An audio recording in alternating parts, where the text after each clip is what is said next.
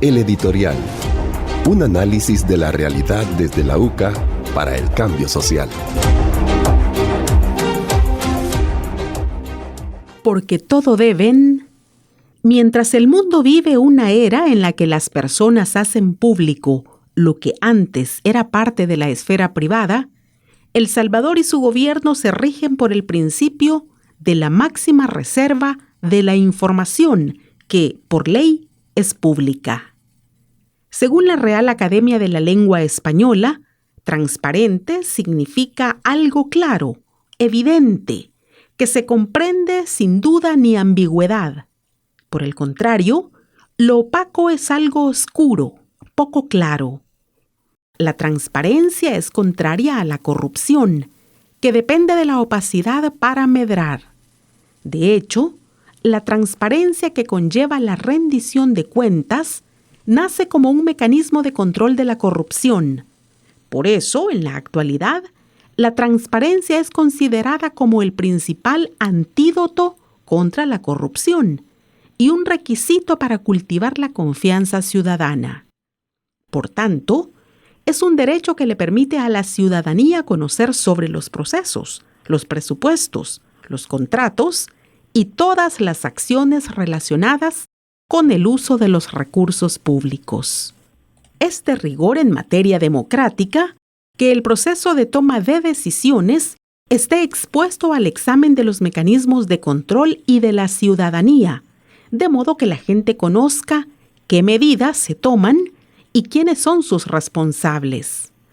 Lo que ha pasado en el país es que la frontera entre lo público y lo privado ha desaparecido.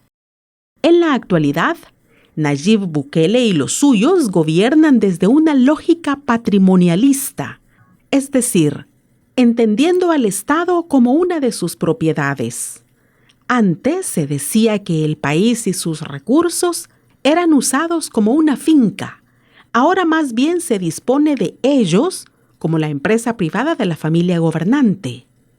Y el respaldo social al gobierno se interpreta como licencia para no rendir cuentas de nada ni a nadie.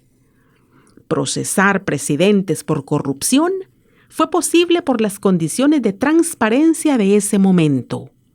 Al llegar la administración de Bukele, la Secretaría de Transparencia fue eliminada y el Instituto de Acceso a la Información Pública se le convirtió en simple adorno. Y así la opacidad pasó a ser política de Estado.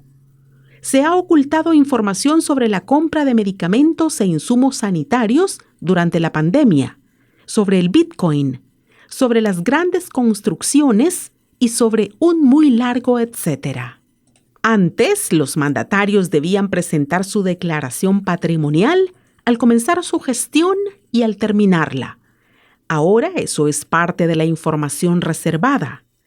¿Para qué esconder el uso del dinero público si todo de verdad se hace bien?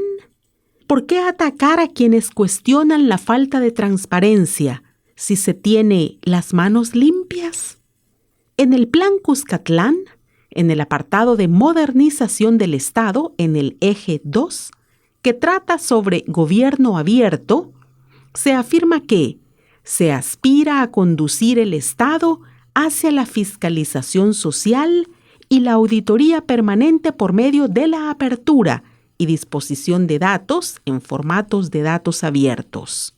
Y más adelante, que la rendición de cuentas se visualiza como una práctica cotidiana e institucionalizada que debe realizarse no solo por obligación, sino por convicción de parte del servicio público.